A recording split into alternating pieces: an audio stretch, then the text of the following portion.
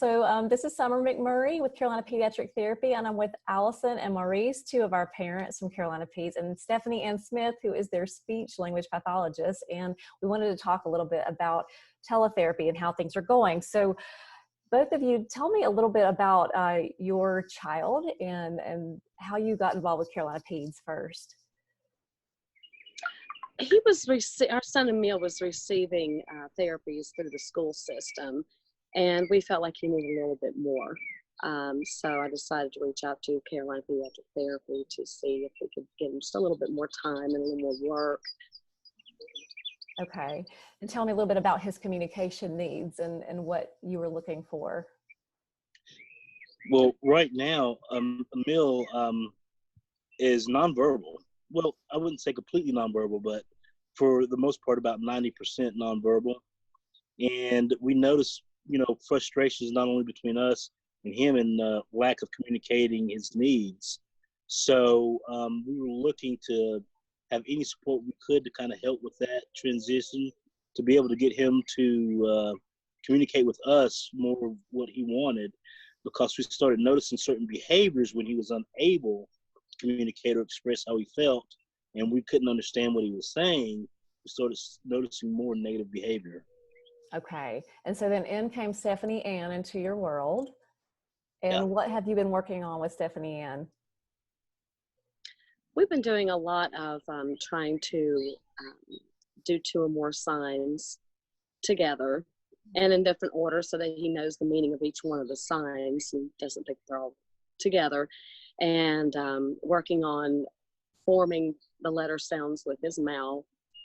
And we've been, I'm drawing a blank here for a second, asking for objects, knowing the names of them, asking for them specifically.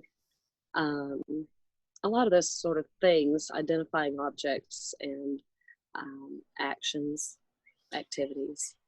A lot of the things that Stephanie Ann wanted us to focus on was getting him out of his norm of what he was capable of being verbal for. So Emil loves music and he loves food.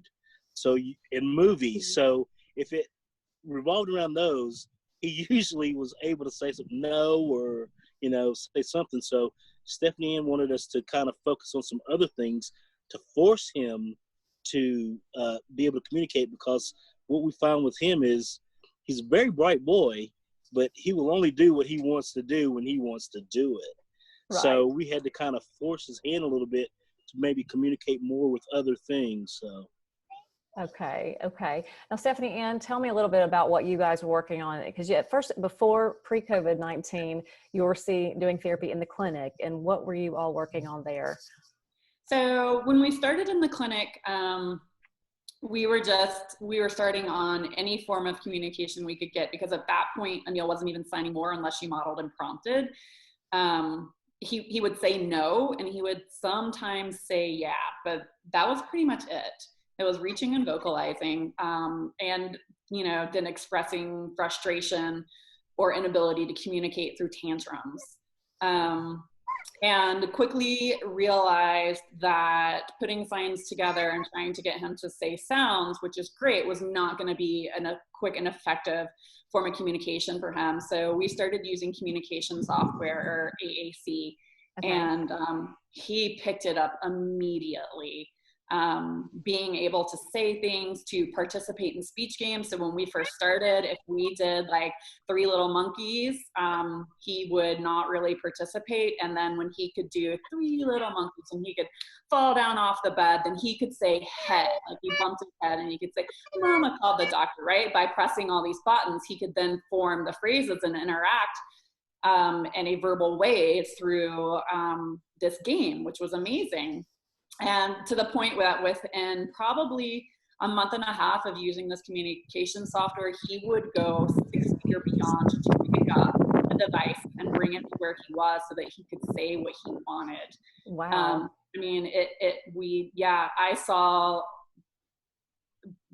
I was lucky to get maybe 15 minutes of direct engagement with him at the clinic to being a solid 45 minutes of direct engagement with me and learning and progressing at a very steady rate as soon as we started using that software. Okay, wow. Well, okay, so now we fast forward a bit to when we were in the middle of COVID-19 and we're needing to quarantine and all those things. And so we transitioned to virtual therapy. And what was your first impression or your first thought, Mom and Dad, about going to virtual therapy? What did you think initially about that? And how did you feel at first? I was glad that we would be able to continue with the therapy. And it started out a little rocky. Emil did not want to look at the screen, and that didn't take long for him to warm up. And now every time he sees Stephanie Ann pop up on the screen, he's excited, and he wants to kind of show off for her, and sign for her and try to do the things that she asks him to do. It's really gone way better than I thought it would. Okay. He's done really, really well with it, and I think he looks forward to it. And one of the things you have to understand that there are advantages and challenges to it. The advantages are obviously you're in the comfort of your own personal space. But some of the other things that we've noticed is, well, one, he's here surrounded by his three sisters. So when it's time for therapy and they're in another room playing and stuff, trying to get him to focus. And once focusing, we're okay. And sometimes he'll take a nap, and we'll try to get him up when it's time for therapy. And he is just like, no, I was taking a nap. I don't want to get up. Right. So usually those days, the first, 5 or 10 minutes during therapy, he's not wanting to do anything. He's sluggish. But usually he gets into it, and Stephanie Ann finds a way of getting him to engage, which is great, because there are some other therapists that he really gives him a hard time, but she's really good at getting him to engage. Oh, that's great. What are some of his favorite activities that you guys have noticed that he's doing with Stephanie Ann that just really he's excited about? He really likes, anytime it has something to do with music, he's excited about that. And of course, when we do this online, it's so much different than in the gym, where we usually have therapy, because he would do things like swing on the tire swing and that sort of thing. So now I think what's the most fun for him is the praise that he gets when he, does what's asked of him and when he does well. And he likes to sign. He's getting really excited about, stringing them together and, showing Stephanie Ann that he can do that. And when she models for him, he follows it. He really enjoys that interaction, and being able to see what she's doing and he's copying what she's doing. I think he really loves the interaction with the signing, and he is really trying hard to form the words, verbally as well. So, and on the other side of that corner, the last statement that I made, I think over a period of time, he started to enjoy the fact that he was singled out and it was his time for therapy. Right. Because when you have so many kids in the house, your attention is split up between all of them.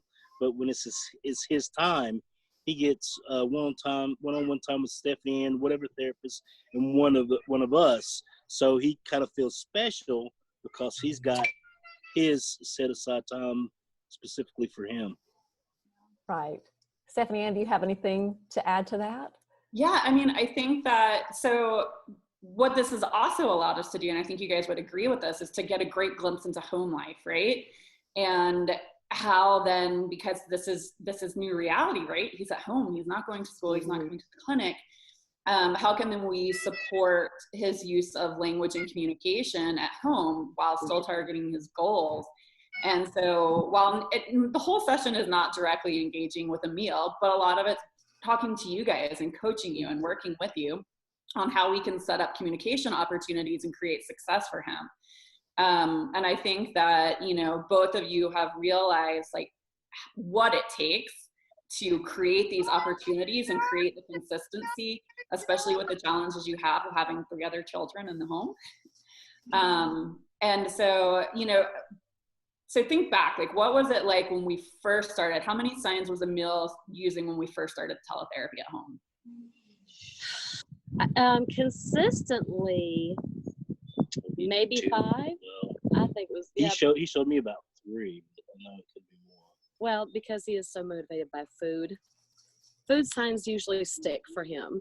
So he was using the sign for cheese and drink and that sort of thing. So, we have more thirsty, cheese,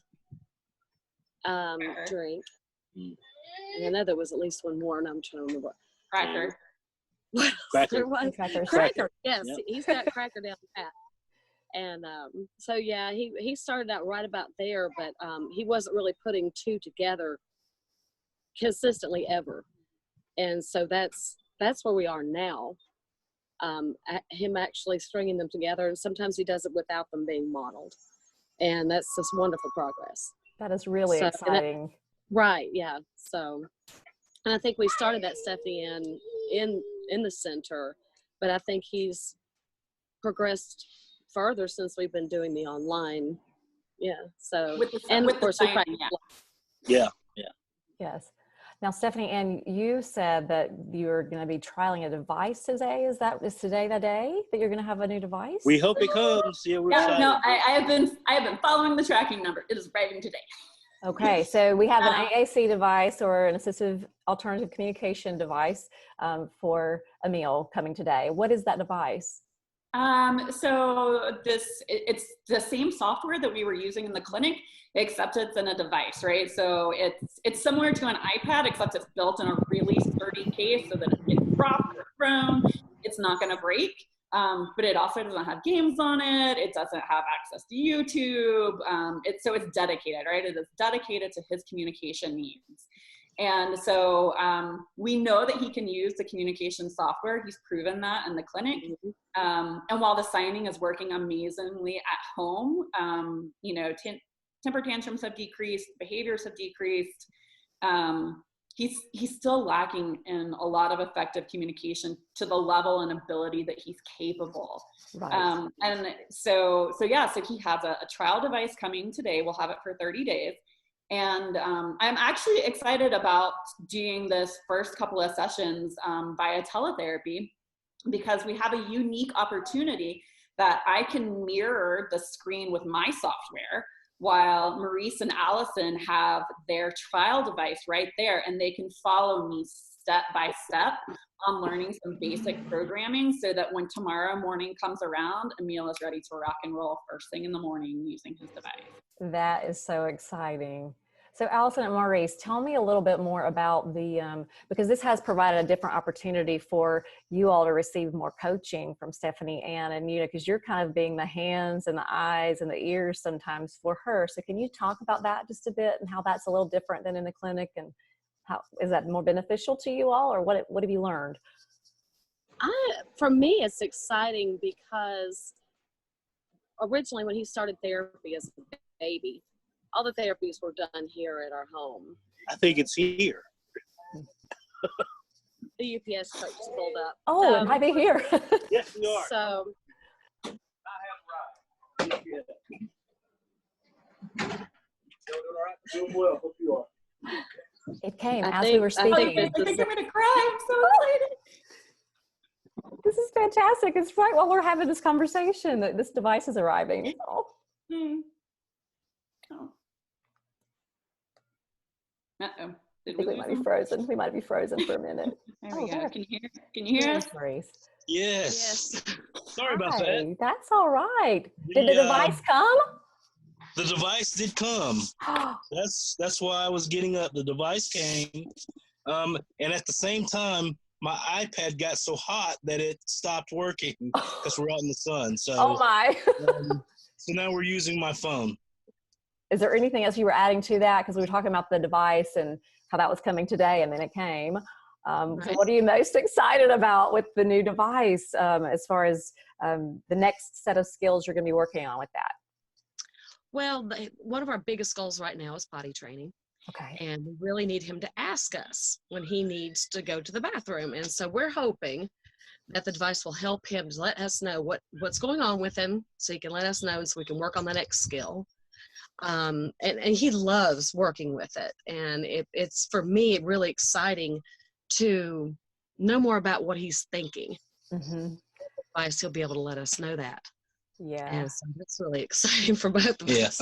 Yes, I know when the device came, Stephanie Ann just burst into tears there for a moment, Oh, just so excited about that. I know that's a big emotional thing to really like have something starting to come to fruition that's really going to help your child to communicate, so you can just know what's in that mind of his and coming out. That's really important. We're excited too. We're excited too. One of the main things that we want to do now is sit down and have a discussion with his 3 sisters and explain the importance of the device for him, and that it is his, because they always tend to fight over iPads and control of television, and we want them to know that this device is for him. It's going to help him communicate not only with us but with them, and that they're not, Yeah, it's his voice. It's his voice, absolutely.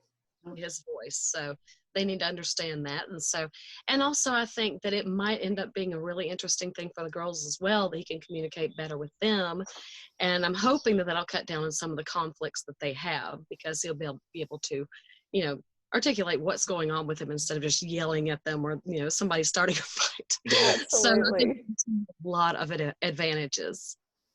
Absolutely. Yeah. And with this teletherapy and being able to peer into people's homes and their life with their siblings and everything, it has been a really nice thing. We've heard from other therapists that they've been able to involve the siblings even in the therapy session somewhat. So maybe that's part of this next phase is the siblings learning about Emil's voice, his new voice, and then, being able to help navigate that. The great thing about that is it helps decrease any stigma, because if you think about the history of individuals with disabilities, those individuals who don't know anything about it, they kind of, shy away from it.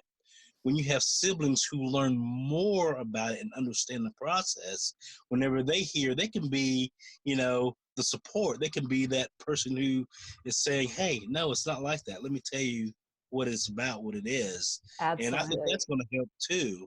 It really is. It's going to help decrease any stigma behind, individuals who are nonverbal, who may have learning disabilities. So, I mean, this is a great thing. We're super excited. That's great. Well, okay, I know you guys are busy with all of your children and trying to get things, and you want to open that box with that device in it. So I won't hold you much longer, but I did want to ask you what a couple of last questions. One, what is your advice for other parents who maybe haven't tried the virtual therapy yet? So what would you advise them, or one piece of advice you might have? I think it's worth trying. I think give it a shot. Because it can be such an enriching experience, and it does help the parents become more involved with the therapy. So it's not just between the child and the therapist, it's all of us working as a team. And I think that really helps, because it bridges that gap between therapy and home life. And so his therapy is all throughout the day, because we're doing things in the house. It's not at school or anything like that. So it's really helping him to learn more skills around the house, and communicate with us better here at home. And it's just all around been a very beneficial thing for all of us. It has. And one thing you have to take into consideration, each child is different. So your level of success may vary, but the main thing is to be consistent. So I think you should try. I mean, for us, it was been a very positive situation. So I wouldn't, suggest that anybody skip on this opportunity if they have it. Your child may not have as much success as ours have, it may have more, but the main thing behind it is you got to try to keep some type of consistent communication with your therapist. Yes, you're in it together, and we're all a team together, and that is really the best kind of care to happen, is when the family is all involved and engaged with the therapy. And it's all that stuff that happens in between the sessions that's most important anyway. We're kind of the coaches and the guides, but it's what happens at home that really makes a difference for your child. So I'm so amazed at you guys. I'm so proud of you for how you've done this, and I was just really happy to hear your story. And Stephanie, and thank you for sharing them with me. And Allyson and Maurice, I really appreciate you coming today, and I think it'll be really helpful to other families who maybe have been a little nervous about starting with the teletherapy. It's good to hear that story, that you guys have had some success with it, and it's very encouraging. So thank you so much. Thank you. It was nice to meet you both. You nice too to meet as you well. too. Thank you. All right, you guys have a great day. Bye. Bye. Bye.